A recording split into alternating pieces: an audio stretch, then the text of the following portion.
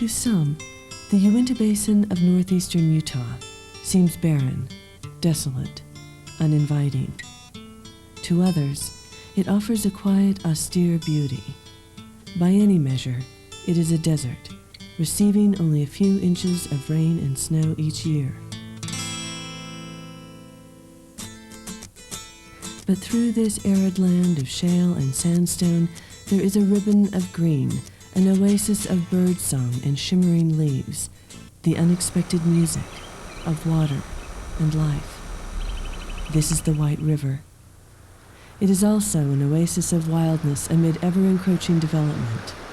Peaceful as it looks, this is a landscape under siege. On an early summer morning, about 40 miles south of the town of Vernal, we join a group of local people from various walks of life as they prepare to float the river. Many are members of the Uintah Mountain Club, a grassroots organization that for over a decade has worked for protection of the White River Canyon. Most of them have previously floated the White River for pleasure, but now they are setting out with a deeper purpose, to add their voices to that of the river.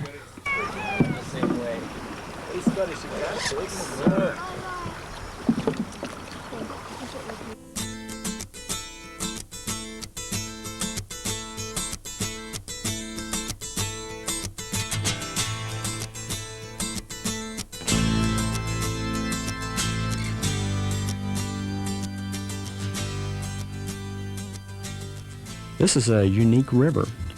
What's unique about it is that anybody can run it. It's a novice class river. It doesn't require a lot of canoe skills, fancy gear, or even a long shuttle. But you can still get a wilderness experience down in this canyon. It's probably the only river in Utah where you can feel like you're in a wilderness area with just an easy overnight trip.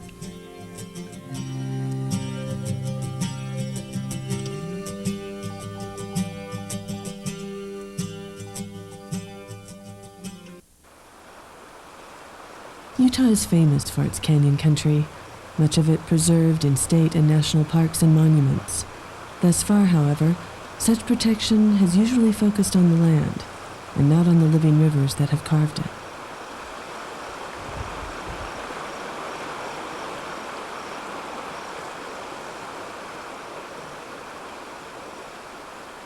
In 1968, the United States passed the Wild and Scenic Rivers Act, which basically was designed to protect what was left of the most beautiful, clean, gorgeous rivers that America had to offer. Utah offers many such rivers, yet surprisingly, only one short stretch of one Utah river has so far been included in the National Wild and Scenic Rivers System. Those who know the White River believe that it deserves such status. So Tom, what do you think of when you hear the phrase wild and scenic river? Wild and Scenic River. Oh gosh, I think are rivers I've seen that are in there, like the Clearwater. I think the only one I ever floated on was the Clearwater up in Idaho.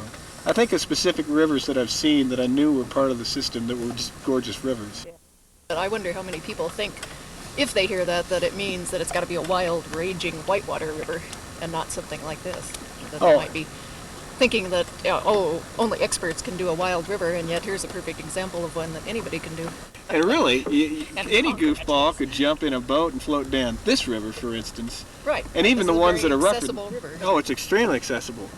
Will's been taking his kids down since before they could walk, hasn't he? Yeah.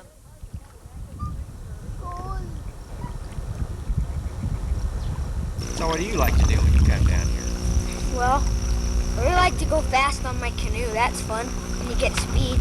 And later on when we settle our canoes in for camping, I'm gonna tie a rope to the shore and then wade the canoe out there, and I'll go wading or swimming or something. And we can, all explore around a little bit. It's really nice looking around at the scenery. It's really fun. For the geologically minded, the scenery is an ongoing lesson in Earth's history.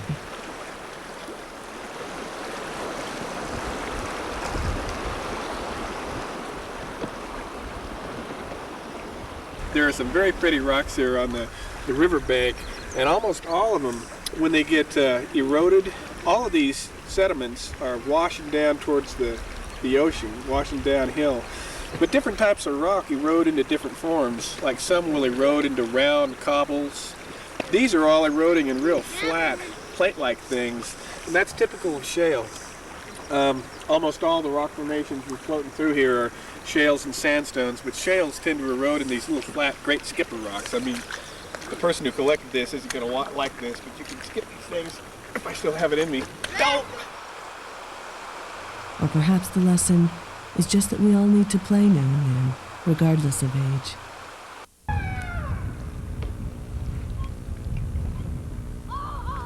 did it all the way across to the other bank. The first raft trip that I took was when I was 16, and it was just me and this dinky little rubber ducky raft floating down a pretty river, and I'd never done anything like that before. I just bought the raft and jumped into it and floated down, and it still remains one of the biggest adventures I ever had in my life. And ever since then, rivers have played a big part.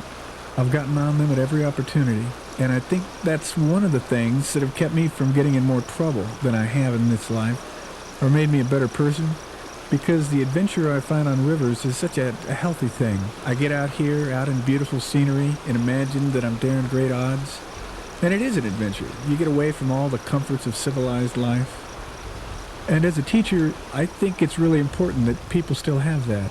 Because if kids don't find adventure in things like floating rivers or climbing mountains, then they're going to find adventure in self-destructive things like drugs or gangs or all the bad stuff that people get into.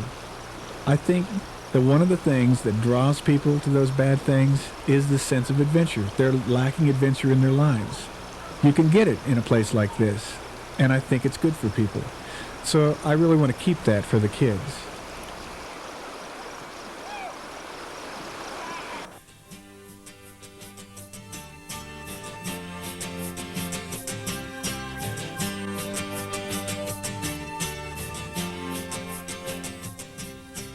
For most of us, a river trip may be an adventure, or simply a welcome escape from the stress and distractions of everyday life. But to many creatures, a place like the White River Canyon is life. Water, food, shelter, home, whether seasonally or year-round.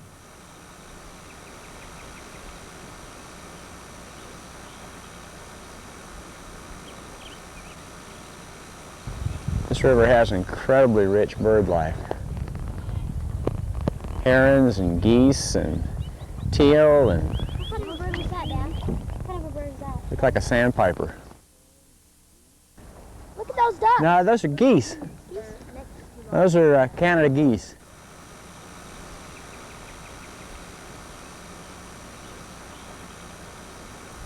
One thing that's special about the White River is all these cottonwood groves. Something you don't see much of in the West anymore, but they line this river. It's a corridor of woods. Most of the birds that you'll see here depend on those trees. They feed in them, they nest in them, they roost in them when they migrate. So these cottonwood groves have a very large importance to the birds, even the ones just passing through.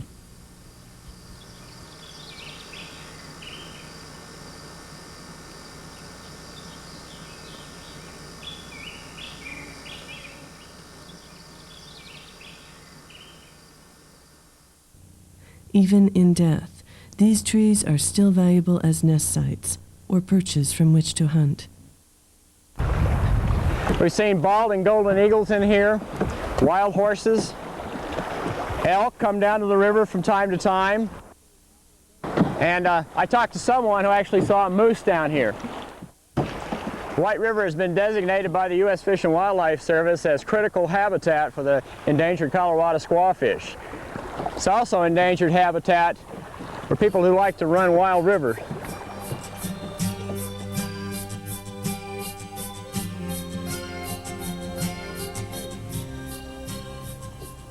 Uh-oh, the buzzards are circling now.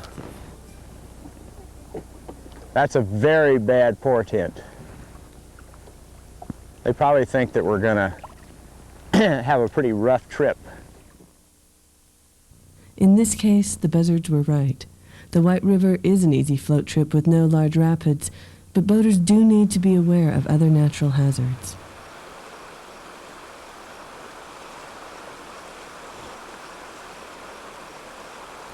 That's one of the neat things about the White River.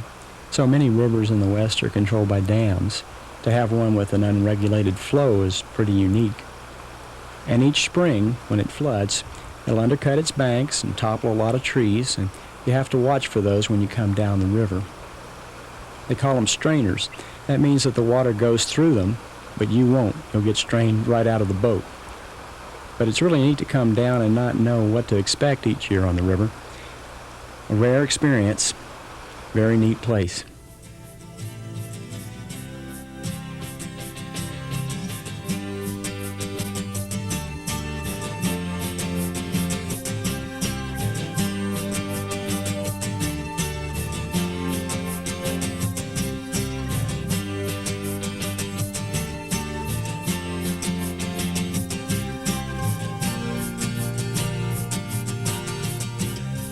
Boaters on the White River often camp at the mouth of Atchee Wash, midway through the canyon. When John Wesley Powell's second expedition camped at the confluence of the White and Green Rivers in 1871, several of the men hiked up the White for 2 days in search of a place that an earlier explorer called Goblin City, a landscape of square buttes like rows of buildings somewhere in this vicinity. When we first started coming down to the White River, it didn't take us long to realize that one of the best things about floating the canyon was not just the river running, but getting out of the boats, stopping in camp and hiking up to some of these fens, and ridges and spires. It's a classic western landscape. Today's hikers find a view that is almost unchanged since Powell's time. Almost. Actually, the White River Canyon is besieged on all sides by an onslaught of energy development. Roads, tanks, drilling rigs, pipelines, oil and gas wells. In the late 1970s, the Bureau of Land Management sold a number of gas leases in areas north of the White River.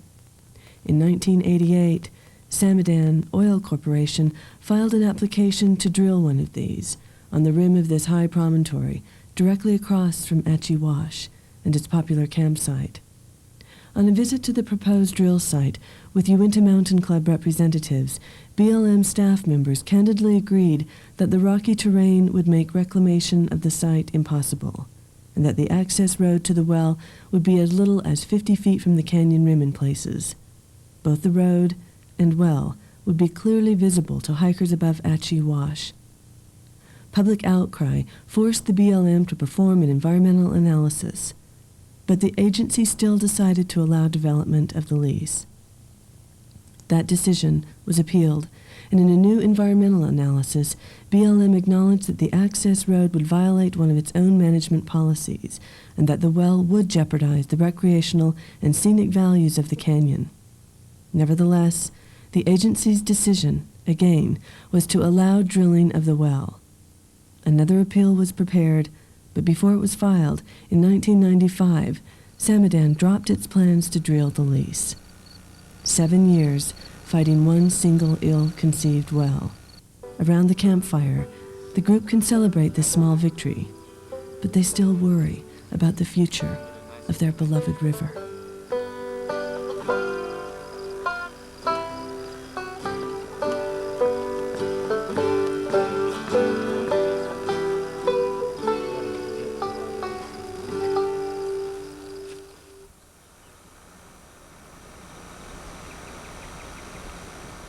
We defeated the Samadan well, but how many more wells will be coming out on these points of land, encroaching on the White River? That's our concern.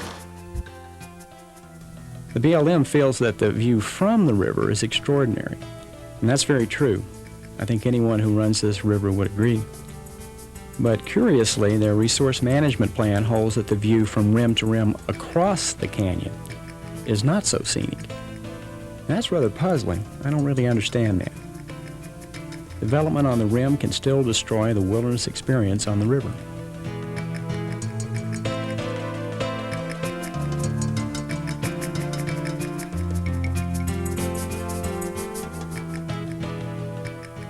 All we'd like to see is we'd like to see the Bureau of Land Management treat the river corridor and the canyon the way it should be treated as something very special. Give it a place of honor and give it the long-term protection that we need for future generations.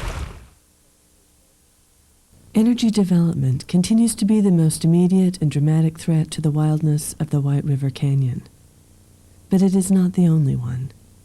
More traditional land uses can also diminish the unique qualities of the river corridor. This is one of the last really wild desert rivers that we've got. I mean, you don't have too many desert rivers in the first place, and most of them are much in demand. And this one, free-flowing, pretty unregulated in its flows, has a pretty wild ecology. The wildlife hasn't been affected that much. The one thing that does affect the wildlife is the grazing. You've got ranchers up and down this canyon that have had permits to run their cows for a long time, passed down from father to son. And the cows roam out across this canyon and graze, but in the summertime, when it's really hot like this, any cow in its right mind is going to hang out in the cottonwood groves, like the ones that are right downstream of us now. And if they hang out there long enough, they're going to graze everything off and hammer the ground bare, and pretty soon have a severe impact. The cottonwood groves aren't just valuable to the cows, of course. All the little songbirds and the wildlife consider cottonwood groves extremely important. It's really good habitat for birds, for instance, that migrate up and down this corridor, because a bird needs a branch to land on. Most birds do anyway. If you look at the cottonwood groves like the one just downstream of us, you can see very often a lot of erosion that is caused by severe overgrazing. That's one thing that we'd like to see solved, not by removing the cattle, but by figuring out a grazing schedule that won't hammer the plants as much. Because we're all in favor of cattle and making a living. We just want to see them do it in such a way that the native wildlife doesn't suffer. And we think you can do that. We think there are ways to make that happen. Is there a way to protect the White River from further energy intrusions while still allowing the traditional uses of grazing and non-motorized recreation? The Uintah Mountain Club believes that there is. We're now in the heart of our proposed White River wilderness. Here the walls get higher, steeper, and more picturesque. The centerpiece of the proposed wilderness is the river itself flowing through its canyon. It's a ribbon of green, ribbon of life in the high desert. This is the last part of the high desert south of Vernal, Utah, which hasn't been extensively developed, drilled, and roaded. It's actually one of the most beautiful places in the state of Utah. Totally unique, a unique resource for people who enjoy wild places and wild rivers. The Bureau of Land Management excluded the White River Canyon from wilderness consideration, but the Uintah Mountain Club outlined a 10,000-acre tract that is still free of roads or structures. This is big enough to enclose the best of the canyon and preserve its wild character, yet is less than 1/10 the size of the surrounding area devoted to energy development. When wilderness is debated in Utah, a lot of the people that are against it on economic grounds. Now, I'm a local, live in Vernal, about an hour's drive away, and economic grounds is one reason I favor wilderness areas like this. Because one of the things that Utah makes the most money on is just the sheer physical beauty of where we live. In fact, tourism is our biggest business. I read in the Tribune not too long ago. People come out to Utah from all over the world, from Japan, from Germany, and from all over the United States, and the only thing they ask of Utah is that we share this gorgeous scenery with them. We're really selling our scenery. And the great thing about a place like the White River Canyon is you can float through it, these people can float through it, and if they do things right, if they're good conscientious campers, they don't hurt the landscape at all. And the landscape is there to be enjoyed again and again and again. And that's a growing business in Vernal. A lot of people that seek out the Uintah Basin just to see what the West is like, the beauty of the West. And Are those people going to keep coming out here if we continue to dam or to erode the remaining areas of Utah that are still beautiful and untouched? That's what they're coming to see. Are we going to save some of that they're going to want to come out and see it? Some may claim that wilderness is a luxury, an anachronism incompatible with modern life. Others would say it is a necessary antidote, a way to heal our relationship to nature. What is too often forgotten in this debate or dialogue is that our health and the health of the land are inseparable. Wildlands, undisturbed habitat for all life, is not a luxury, but in fact, survival. I'm really glad Pike found this bighorn skull on one of the beaches. I've never found anything like this in all the time that I've floated up and down this river. But you don't see any living bighorns up on these cliffs. We'd like to change that. It'd be nice to seed something this wild. Bighorn sheep used to live over most of the West, and they're almost completely gone everywhere. They're one of those things that's so wild, apparently they don't do very well, very close to human beings. They just evaporate whenever land gets developed. The Bureau of Land Management has a bighorn reintroduction plan which lists the White River Canyon as one of only 5 areas suitable for their reintroduction. Wilderness status would help guarantee habitat for bighorns and indeed for all wildlife, provided that recreational use, along with energy development, does not overwhelm the canyon. This has been a real treat, paddling through such beautiful country and not seeing another person for 2 whole days. Yeah, it's my very favorite thing about the White River. You can just be down here for days and not run into a single soul. And if you do, you're just so glad to see somebody that you're happy to share it with them. So many rivers are so crowded that you just resent other people even being there. I guess from a personal standpoint, I'm a little concerned about doing a White River video, especially if it promotes overuse of this fragile canyon and its river. On the other hand, I don't look at the video as being a promotional video. I look at the video as being a cry for help. And if we're going to save this river for future generations, we're going to need the help of everyone who runs and who love wild rivers. We've got to have the help to get this set aside in perpetuity, not just from generation to generation, but for all time. I think we can do that if we get the help of concerned citizens, people who love wild rivers and wild things.